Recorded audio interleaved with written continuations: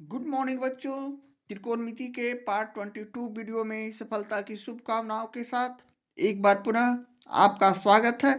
आइए एक्सरसाइज 8.1 का लेते हैं प्रश्न 42 का पांचवा प्रश्न, जहां हमें दिया हुआ है sign A into ten A plus ten square A minus cos A, जबकि यहाँ हमें टेन ए बराबर 2 मालूम है। तो इस आधार पर हमें यहाँ इस प्रकार के प्रश्नों का मान निकालना है। तो चलिए उसी तरह अपने सॉल्यूशन में हम यहाँ लिखेंगे, चूंकि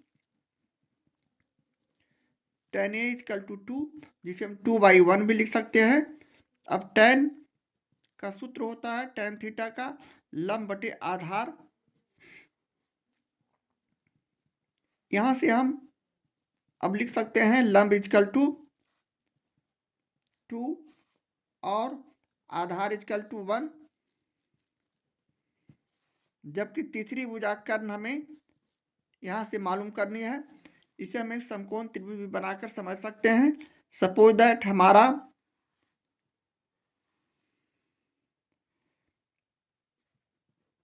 ए बी सी एक समकोण त्रिभुज है। कोण ए से हमें सामने का भुजा लंब जो कि हमें दिया हुआ है 2, जबकि कोण बी जो कि 90 डिग्री का है, इसके सामने का भुजा कर्ण जिसे हम मालूम करेंगे। जबकि ए बी जो भुजा बचा ये हमारा आधार हो गया, ये 1 है। इस आधार पर अब हम उसी तरह तीसरी भुजा मालूम करने के लिए पाइथागोरस प्रमेय का सहारा लेते हैं और लिखते हैं। इसलिए पाइथागोरस प्रमेय से हम यहाँ कर्ण बराबर जानते हैं, अर्थात कर्ण इजकल टू अंडर रूट लंब स्क्वायर प्लस आधार स्क्वायर। यहाँ हमारे पास लंब हो गया 2, इसका स्क्वायर किए, प्लस आधार हो गया 1, 1 का वर्ग किए, और इसके आधार पर इसे हम 4 और इसे 1 लिख सकते हैं। इसलिए 2 का 2 बार गुना करेंगे 4, 1 को 1 से गुना करेंगे तो 1, और इसका फाइनली रिजल्ट हमारा √5 बचेगा जो कर्ण हो गया। इस तरह हमारा कर्ण √5 आ चुका है। अब हम प्रश्न के आधार पर किसी भी त्रिकोणमितीय निष्पत्तियों को अनुपातों को निकाल सकते हैं। यहाँ हमें प्रश्न में सेक ए टेन ए का मान यहाँ दिया हुआ है 2/1, जबकि सेक ए और कौशिक ए का मान हमें मालूम करनी है। तो हम यहाँ से लिखेंगे, इसलिए सेक ए बराबर, जो कि कॉस का उल्टा होता है, यानी कॉस बराबर आधार बटे कर्ण, तो यहाँ सेक ए यानी कर्ण बटे आधार। कर्ण हमारा हो गया √5, आधार यहाँ हो गया 1 यानी √5/1। इसी तरह अगले स्टेप में हम कौशिक ए का मान निकालेंगे। कौशिक के अर्थात साइन थीटा का उल्टा, यानी साइन बराबर होता है साइन थीटा बराबर लंब बटे कर्ण, तो यहाँ कर्ण बटे लंब, तो यहाँ कर्ण हमारा हो गया √5 और लंब हो गया हमारा उसी तरह 2 यानी √5/2। अब हम अपने मान निकालने के प्रश्न पर चलेंगे, यानी लिखेंगे, इसलिए sec A into ten A plus ten square A minus cosec A equal to, यहाँ से हम सेक ए का मान उसी तरह √5 रखेंगे, या √5/1 लिखने से भी कोई दिक्कत नहीं है। यहाँ गुना का चिन्ह है, टेन ए का मान हम उसी तरह प्रश्न से 2/1 रखेंगे, इसलिए कि टेन ए का मान हम प्रश्न से 2/1 यहाँ से लिया, प्लस यहाँ भी 2/1 का होल स्क्वायर माइनस कौशिक ए का मान √5/2। इस तरह लिखने के बाद अब हम अगले स्टेप में इसे गुणनफल के रूप में लिख सकते हैं, यानी √5 और 2 को गुना कर देंगे तो हमारा रिजल्ट 2√5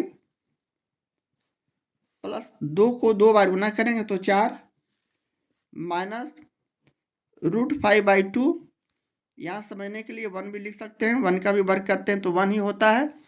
अब हम जिस तरह भिन्न का जोड़ बनाते हैं उसी तरह हम यहाँ 1, 1 और 2 का लघुत्तम समावर्तक लेंगे, तो 2, 1 को 2 में भाग करते हैं तो 2, 2 को 2√5 से हम गुणा करेंगे तो 2 दूनी 4 √5 हो जाएंगे, प्लस 1 को 2 से भाग करते हैं तो 2 को 4 से गुना करेंगे तो 8, माइनस 2 को 2 से भाग किया 1 को √5 से गुना किया √5। इस प्रकार अगले स्टेप में हम इसे 4 √5 में से 1 √5 को घटाते हैं तो ये 3 √5 और प्लस 8 और बटे 2 बच जाएंगे, प्लस 8 बटे 2 बच जाएंगे, और ये हमारे प्रश्न का सोल्यूशन है, आंसर है। इस तरह हम प्रश्न 42 के 5वें प्रश्न का सोल्यूशन करते हैं। एक्सरसाइज 8.1 के प्रश्न 42 का ये रहा छठा प्रश्न। 1/tan a plus sin a by 1 plus cos a, यदि cos a बराबर 2 दिया हुआ हो तो यहाँ से हम लोगों को प्रश्न से मालूम है, चूंकि cosec a इक्वल टू 2, जिसे हम 2/1 भी लिख सकते हैं। यहाँ हमें cosec थीटा बराबर होता है कर्ण बटे लंब। यहाँ कर्ण हमारा हो गया 2 और लंब हो गया 1, जिसे यहाँ हम दिखाते हैं और लिखते हैं, यानी कर्ण इक्वल टू 2, लंब इक्वल टू 1, और तीसरी भुजा यानी आधार हमें यहाँ से मालूम करनी है। उसी तरह इसे हम एक समकोण त्रिभुज बनाकर भी समझ सकते हैं। ये हमारा सपोज दैट AB और C एक समकोण त्रिभुज है। इस कोण के आधार पर ये लंब हो गया जो कि हमारे पास 1 है, और कोण भी हमारा 90 डिग्री का है। इस कोण के आधार पर ये हमारा कर्ण हो गया जो कि 2 है, जबकि तीसरी भुजा AB जो है आधार हमें नहीं मालूम है। इस आधार पर हम एकमात्र सूत्र पाइथागोरस प्रमेय से तीसरी भुजा निकालते हैं। तो यहाँ से लिखेंगे, इसलिए पाइथागोरस प्रमेय से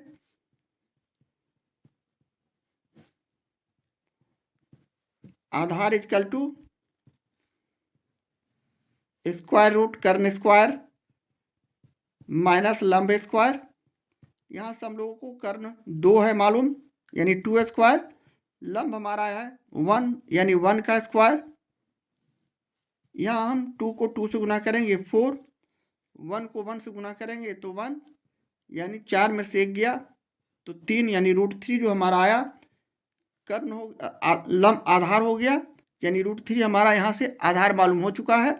अब हम अगले स्टेप में प्रश्न के आधार पर जो मालूम करना है उसे हम लिखेंगे। यहाँ से हम लोगों को सबसे पहले sin a का मान मालूम करना है, इसलिए यहाँ से हम sin a बराबर लिख सकते हैं जो कि cosec a का उल्टा होगा, यानी cosec a बराबर 2/1। तो यहाँ हम sin a बराबर हम जानते हैं लंब बटे कर्ण, यहाँ लंब हो गया 1 और कर्ण हो गया 2, जबकि उसी तरह cos a हम निकाल सकते हैं, यानी आधार बटे कर्ण।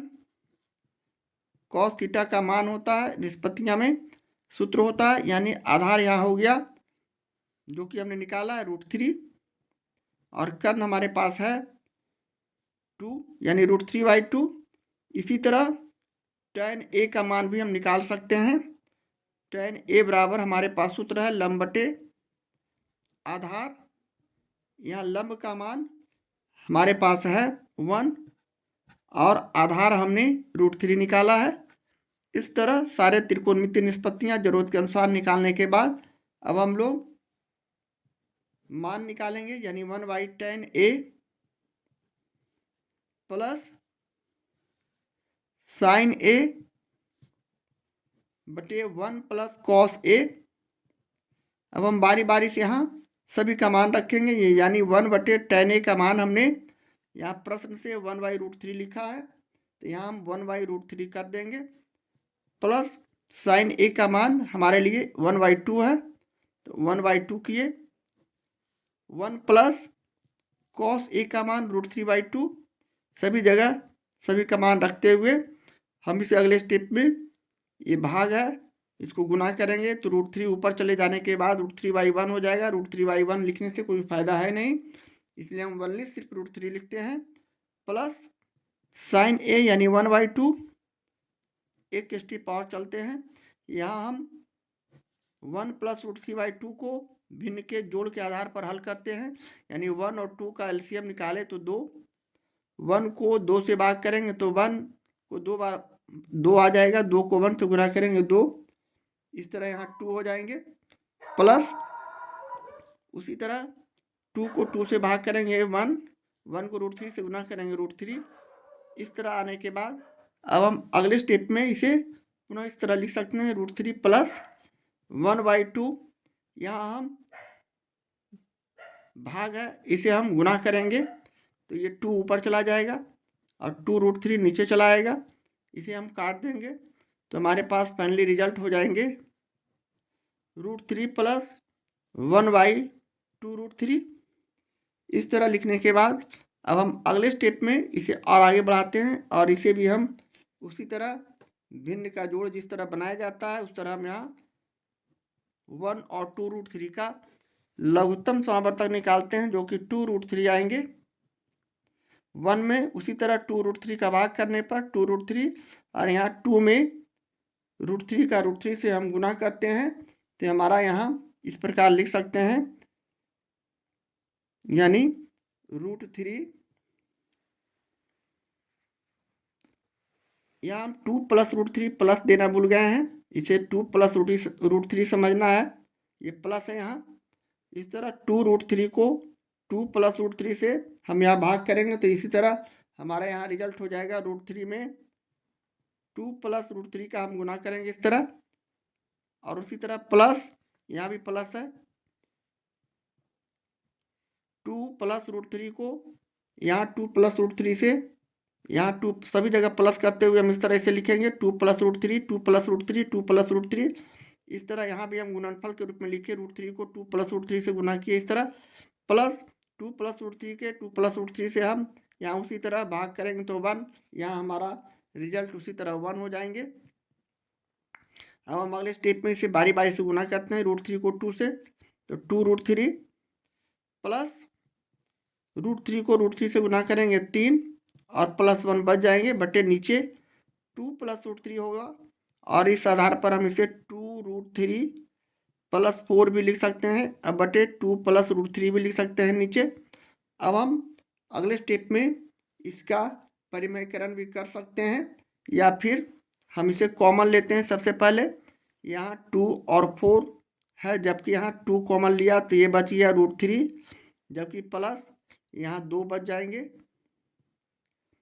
इसी तरह नीचे हम इसे सजा के इस तरह भी लिख सकते हैं √3 प्लस 2, और ये दोनों कट जाएंगे तो हमारे पास रिजल्ट 2 बचेगा, और ये जो 2 आया हमारे प्रश्न का सोल्यूशन है, आंसर है। इस तरह हम प्रश्न 42 के छठे प्रश्न का सोल्यूशन करते हैं।